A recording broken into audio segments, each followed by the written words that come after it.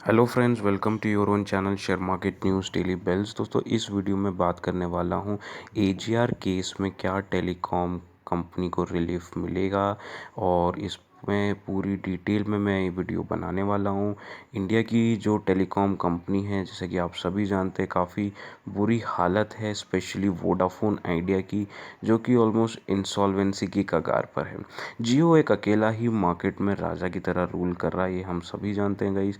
इस मामले में एक बहुत इंटरेस्टिंग फैक्ट सामने आए हैं, जिसमें कि सुप्रीम कोर्ट में जो केस चल रहा है और एक लेटेस्ट हियरिंग में जज ने बताया है कि अगर इंसॉल्वेंसी और बैंक्रप्सी कोड के अनुसार टेलीकॉम कंपनीज ने इंसॉल्वेंसी के लिए अप्लाई किया तो उनका पूरा एजीआर ड्यूज वैनिश हो सकता है। ये बहुत बड़ी न्यूज़ हो सकती है वोडाफोन आइडिया, एयरटेल के लिए और शायद आरकॉम के लिए भी। क्या है इस खबर के अंदर की सच्चाई, जानने के लिए पूरे वीडियो को एंड तक देखिए और चैनल को सब्सक्राइब कीजिए। ऐसे और भी वीडियोस के साथ जुड़े रहने के लिए बेल आइकन को भी प्रेस कीजिए।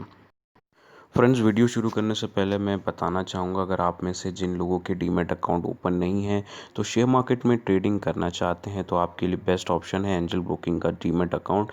यहाँ पे गाइज आपको फर्स्ट ईयर में जो मेंटेनेंस चार्जेस जो रहते हैं वो नहीं लगेंगे। Minimum broking charges that is 20 rupees पर डील, और उसके साथ आपको मिलेगा स्पेशलाइज रोबो ऑर्डर की फैसिलिटी भी। तो इसका लिंक मैंने डिस्क्रिप्शन में पुट कर दिया है, वहाँ से जाके क्लिक करके आप रजिस्टर करके अपना डीमैट अकाउंट आज ही ओपन कर सकते हैं। फ्रेंड्स, सबसे पहले तो मैं आप सभी को बताना चाहूँगा कि ये एजीआर एक्चुअली है क्या। देखिए, इसका मैं आपको टर्म बताना चाहूँगा, that is adjusted gross revenue. ये एक फ़ी शेयरिंग मैकेनिज़्म है गवर्नमेंट एंड टेलीकॉम कंपनी के बीच में। देखिए, आप पूछेंगे कैसा फ़ी शेयरिंग। देखिए, 1999 के बाद टेलीकॉम और इंडियन गवर्नमेंट के बीच में एक डील हुई थी, जिसमें कि टोटल रेवेन्यू को सरकार के साथ शेयर किया जाएगा। देखिए, इसको कहा गया था एडजस्टेड ग्रॉस रेवेन्यू। इससे पहले तक जो टेलीकॉम कंपनीज को सिर्फ लाइसेंसिंग फ़ीस देना पड़ता था सरकार को, लेकिन 1999 के बाद के जो एजीआर की डेफिनेशन को लेकर 10 साल कोर्ट में केस भी चला है। एजीआर की जो डेफिनेशन सरकार के हिसाब से है, ये था कि सारे जो core and non core telecom revenue है, दैट इज़ वो minus roaming charges and cancellation charges में सरकार का हिस्सा होना चाहिए। ठीक है, तो जिसमें कि मगर टेलीकॉम कंपनीज का कहना ये था कि सिर्फ कोर जो टेलीकॉम रिलेटेड रेवेन्यू में ही सरकार का हिस्सा होना चाहिए। एंड इस मामले में अक्टूबर 2019 में सुप्रीम कोर्ट का बड़ा फैसला ये आया कि एजीआर का जो डेफिनीशन है उसमें जो core and non core revenue दोनों आएंगे। इससे इंडिया के जो टेलीकॉम सेक्टर में बहुत बड़े चेंजेस होने के चांसेस भी है। इसके चलते देखिए, एजीआर जो ड्यूज किसके कितने क्या होंगे, ये भी एक बहुत बड़ा सवाल उठा था, जिसमें कि ट्राई, देखिए इंडियन टेलीकॉम रेगुलेटरी अथॉरिटी, देखिए जिस तरीके के, अगर हम स्टॉक एक्सचेंज की बात करें तो जैसे सेबी रेगुलेटर है, अगर हम इंश्योरेंस सेक्टर की बात करें तो आईआरडीए रेगुलेटर है, तो उसी तरह टेलीकॉम सेक्टर में ट्राई जो है रेगुलेटरी बॉडी है, जिसके हिसाब से टोटल एजीआर ड्यूज़ है 1.9 लाख करोड़। जी हाँ दोस्तों, अभी तक जो टेलीकॉम प्लेयर्स ने जो पे अमाउंट पे किया है, दैट इज़ 25,896 करोड़, और जो बैलेंस पेमेंट अभी भी है that is 93.52 crore, that is 93,520 crore का जो रिमेनिंग ड्यूज़ अभी भी है, जिसमें कि जो टोटल ड्यूज़ 43,980 करोड़ भारतीय एयरटेल ने जिसमें कि पे किया है 18,000 करोड़, और जिसमें कि जो उनका अभी फ़िलहाल के जो ड्यूज़ अभी भी हैं अब वो हैं 25,976 करोड़ जो स्टिल रिमेनिंग है।